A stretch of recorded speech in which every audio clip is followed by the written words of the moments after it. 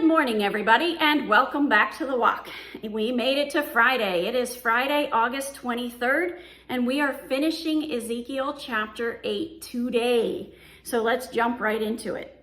Verse 16 says, "And he brought me into the inner court of the house of the Lord, and behold, at the entrance of the temple of the Lord, between the porch and the altar, were about 25 men, with their backs to the temple of the Lord and their faces towards the east, worshiping the sun toward the east." The very first thing that jumped out at me here is, instead of looking at where the Lord dwells, they've got their backs turned towards it and they're looking off towards the east. God is right there and they're looking in the wrong direction. In the Apologetics Study Bible, there was a cool note that said that the 25 men facing east, worshiping the sun, were in the inner court of the temple where only priests were permitted to be. If they were not priests, not only were they practicing idolatry, but they had also violated the sanctity of the inner court. If they were priests, their sin was all the more severe. Manasseh, Josiah's grandfather, introduced this kind of idolatry. Such abhorrent behavior would not go unpunished. God would respond with wrath. The Lord would spare no one, and neither would he hear their cries for help. Now, in the Cultural Study Bible, it said, bowing down to the sun in the east was official evidence of sun worship in ancient Israel, seems to be tied primarily to the reign of Manasseh. The horses and chariots of the sun that he set up were destroyed by Josiah as he cleansed the temple complex of foreign religious influences. Place names such as Beth Shemesh and En Shemesh and Mount Heres also attest to the popularity of sun worship. Perhaps it is not coincidental that chapter 8 is dated to the time of the autumn equinox, when the sun would be at the angle to shine directly into the temple at sunrise. Okay, so let's put all this together. Here's what Ezekiel is seeing. He is brought to the inner court by the Lord.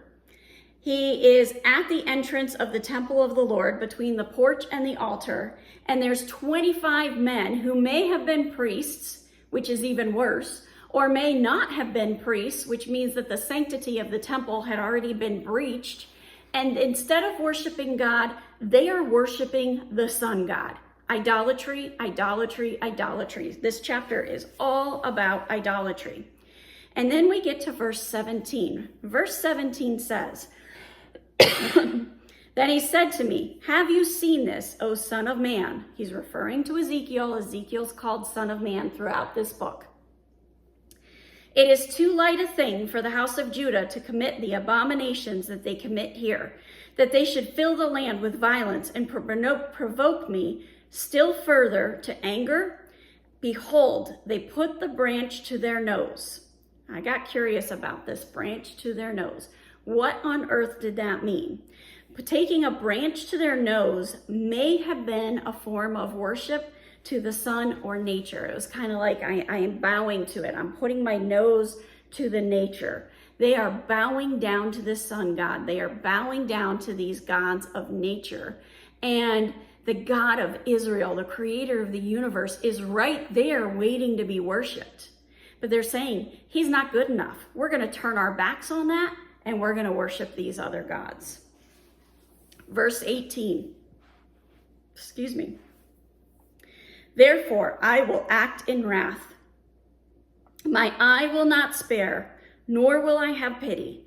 And though they cry in my ears with a loud voice, I will not hear them." So what's happened here? First, the people have turned their backs on God. And now God is turning his back on them.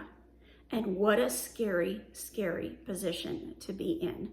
I don't know about you, but I want God facing me, caring for me, loving on me, and I want to worship him with my whole heart. I don't want any of those inner places to have any idolatry. So one of the things I'm going to be praying for in my personal time with God today is that any form of idolatry in my life be revealed so I can get it out of the way and keep growing in my relationship with Christ. Have a wonderful day. God bless, and keep walking the walk.